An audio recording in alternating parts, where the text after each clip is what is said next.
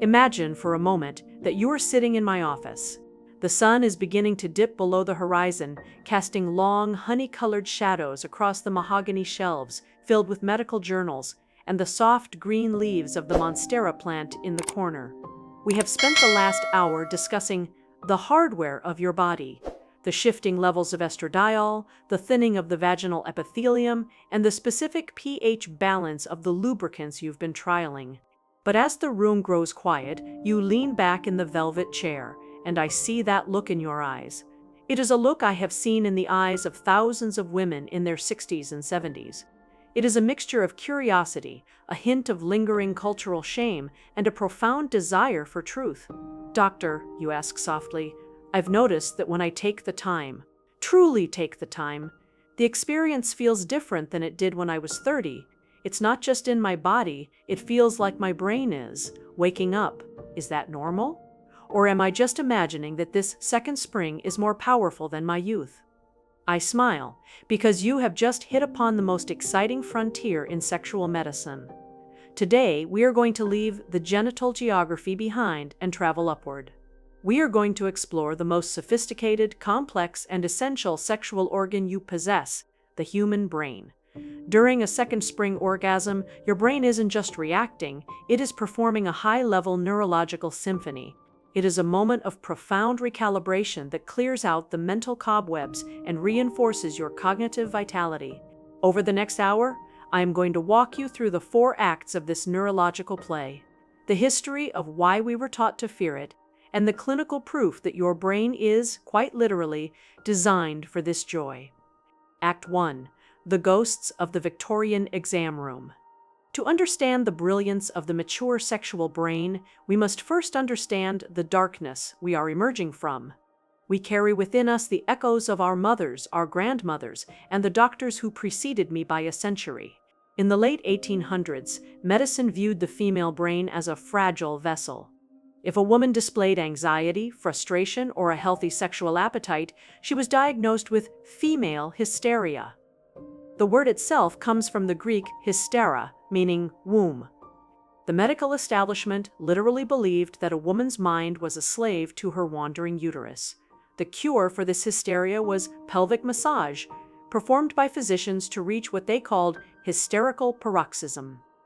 It was considered a medical chore, so much so that the vibrator was actually invented by Dr. Joseph Mortimer Granville as a labor-saving device for doctors. But the moment women began using these devices for their own pleasure, the narrative shifted. Suddenly, the second spring of a woman's life was seen as a time of atrophy and quietude. We were taught that as our fertility faded, so did our relevance to pleasure. But the clinical truth is the exact opposite. As the noise of reproductive hormones, progesterone and high-cycling estrogen quietens, the brain's pleasure architecture actually becomes more refined. You are no longer driven by a frantic biological gas pedal. You are now a master of the nuanced ignition. Act 2. The Neurochemical Characters. In the grand theater of your mind, there are 4 primary characters that take the stage during your private moments. Understanding them helps you understand why too much isn't a number, but a state of balance. 1. Dopamine, the restless scout. Dopamine is often called the pleasure chemical, but in my clinic, I refer to it as the scout. It is the chemical of anticipation. When you decide to light a candle, choose a specific silk robe, or simply allow yourself the thought of self-pleasure, dopamine begins to fire in the ventral tegmental area (VTA) of your brain. In the mature brain, dopamine receptors can be less numerous than in youth. This is why quick stimulation often feels hollow or muted after 60. Your scout needs more time to find the path. But when it does find it, the dopamine release is more focused, leading to a state of deep flow that younger women rarely experience. 2. Oxytocin, the guardian of safety. As the scout finds the path, the hypothalamus begins to manufacture oxytocin. This is the cuddle hormone, but for the solo woman, it is the guardian. It lowers your heart rate, reduces the noise of your internal critic, and creates a feeling of profound safety. For the woman in her second spring, oxytocin is a powerful anti-inflammatory for the soul. It counteracts the isolation and invisibility that society tries to impose on us. When you climax, the flood of oxytocin is like a warm, neurological blanket that protects your brain from the cold of daily stress. 3. Endorphins, the internal opiates. As you approach the plateau phase, your brain releases endorphins. These are your body's natural painkillers. I have patients who struggle with osteoarthritis or chronic hip pain. They often find that during the 30 minutes following an orgasm, their physical pain is reduced by as much as 70%. This isn't magic, it's the brain's way of ensuring that nothing, not even physical discomfort, interrupts the second spring bloom. 4. Prolactin, the wise librarian. Immediately after the electrical storm of climax, prolactin enters the scene. This is the librarian. Its job is to close the books, dim the lights, and induce a state of satiety. In the mature woman, prolactin is the secret to restorative sleep. It signals the brain to transition into the delta waves of deep, healing slumber. This is why a regular self-pleasure practice is often a superior clinical intervention for menopausal insomnia than any pill I could prescribe. Act 3. Activating the cortical shutdown. Now, let us look at the fMRI of your experience. What is actually happening in the gray matter as you move toward release? The human brain is divided into high, the prefrontal cortex, and low, the limbic system. The high brain, this is where you calculate your taxes, worry about your grandchildren, and remember that you need to buy milk. The low brain, this is the seat of primal joy, breath, and heartbeat. In a second spring orgasm, the goal is a neurological disconnection.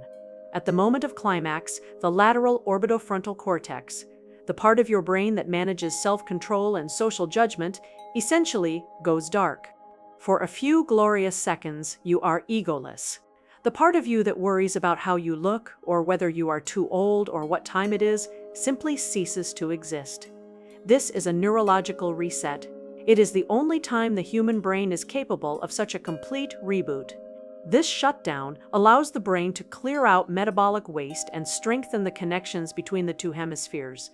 This is why, after a session, you might feel a sudden burst of creativity or the solution to a problem that has been bothering you for weeks.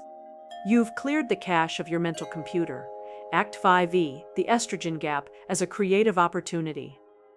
One of the most common complaints I hear is about the lag time.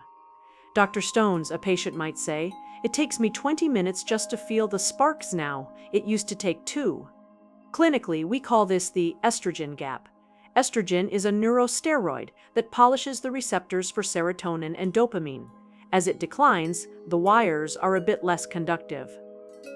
But here is the secret of the second spring. The slow build is a feature, not a bug. Because it takes longer for the signal to travel from the clitoris to the brain, more of the brain gets involved in the process. A youthful orgasm is often a genital spark, localized and quick. A mature orgasm is a cerebral fire. Because you must use more sensory inputs, the texture of the sheets, the sound of your own breath, the warmth of the lubricant, you are lighting up the somatosensory cortex in ways a younger woman doesn't need to. You are engaging in neuroplasticity. You are training your brain to find new, creative pathways to joy. Act V, orgasms and cognitive longevity. As a physician, I am deeply concerned with the long game of health. We take our vitamin D, we do our crossword puzzles, and we walk our 10,000 steps. But did you know that an active pleasure practice is one of the best defenses against cognitive decline? 1. Increased cerebral blood flow. During arousal, your heart rate increases and your blood pressure rises slightly. This flushes the brain with freshly oxygenated blood. This irrigation of the brain helps maintain the health of the white matter, the highways that allow different parts of your brain to communicate. 2. The gray matter. Connection research utilizing brain scans has shown that older adults who maintain an active sexual life, whether solo or partnered, have higher volumes of gray matter in the areas associated with memory and verbal recall. By firing these complex pleasure circuits, you are effectively lifting weights for your hippocampus. 3. The amygdala. Calm. The amygdala is the brain's alarm system. It's what keeps us in a state of high alert or chronic anxiety. The flood of oxytocin and endorphins during a second spring session acts as a mute button for the amygdala. Regular practice trains your brain to default to a state of calm rather than a state of alarm. Act VI, overcoming the brakes, stress and SSRIs. In my clinical practice, we must address the obstacles to the bloom. 1. The cortisol shadow. If you are worried about your health or your to-do list, your brain is flooded with cortisol. Cortisol is the biological enemy of dopamine. It tells the brain, we are in survival mode, there is no room for joy. This is why I insist on the ritual of preparation. You cannot outthink cortisol, you must outbreathe it. By taking 5 minutes to practice diaphragmatic breathing, you are physically signaling to the vagus nerve to shut off the cortisol tap so the pleasure chemicals can flow. 2. The serotonin buffer. SSRIs. Many women in their 60s take SSRIs for anxiety or depression. While these are life-saving medications, they act like a muffler on the brain's pleasure signals. If you are on an SSRI, you are not broken. Your brain simply has a higher activation energy. You need more, lighthouse principle, consistency. You need to identify the rhythm that works and stay with it longer than you think you should. Your brain will get there, it just needs a more patient conductor for the orchestra.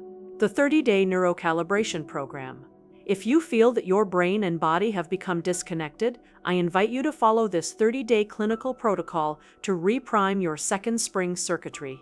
Week 1, the sensory fast days 121. We begin by quieting the noise. For 10 days, there is to be no genital stimulation. The goal, to allow your dopamine receptors to upregulate. The practice, spend 10 minutes a day focusing on non-sexual sensory joy. The taste of a single square of dark chocolate. The feeling of a warm breeze on your neck. The texture of a velvet cushion. You are waking up your somatosensory cortex. Week 2, the map of the skin, days 11-20. We begin the long build. You may touch your body, including your breasts, thighs, and abdomen, but orgasm is forbidden. The goal, to train the brain to enjoy the buildup, dopamine, without the frantic need for the release, prolactin. The practice, use a high-quality body oil. Spend 15 minutes painting your skin with your own hands. Notice where the electricity lives in your non-genital zones. Week 3, the lighthouse re-entry, days 21-30. We reintroduce genital touch, but with a new clinical awareness. The goal, to utilize the lighthouse principle, unwavering, steady consistency. The practice, use your fingers. No high-powered toys. Find the rhythm that creates a hum in your brain and stay there. Do not speed up, do not change the pressure. Watch as your brain moves from reason to resonance. The afterglow, ritual, planting the seeds of wellness. Once the electrical storm has passed, do not rush back to the world. The 10 minutes following a second spring orgasm are the most plastic minutes for your brain. The heart-belly connection. Place one hand on your heart and one on your lower abdomen. The breath of satiety. Breathe in for 4 counts, hold for 2, and exhale for 6. The mental snapshot. In this state of neural calm, tell yourself, this vitality is mine. It is healthy. It is healing. By doing this, you are wiring the pleasure into your long-term memory. You are teaching your brain that you are a vibrant, sovereign woman. Conclusion, you are the masterpiece. So, what really happens to your brain during a second spring orgasm? It enters a state of high-level coordination. It flushes itself with life-extending hormones, exercises its memory centers, and provides itself with a much-needed reboot from the stresses of modern life. As a woman in her 60s or 70s, you are not a fading flower. You are a perennial. Your roots are deeper, your structure is stronger, and your bloom, though it may take a different season to arrive, is far more fragrant and lasting than the quick sprouts of youth. Your pleasure is a vital sign. It is a measurement of your health, your autonomy, and your connection to the life force that still hums within your cells. Treat your second spring with the clinical reverence it deserves. Thank you for being part of this community. If this journey into the brain has resonated with you, I would be honored to hear your thoughts in the comments. We are here to learn from one another, to support one another, and to reclaim our second spring together. Remember, your brain is the author of your pleasure. Give it a masterpiece to write.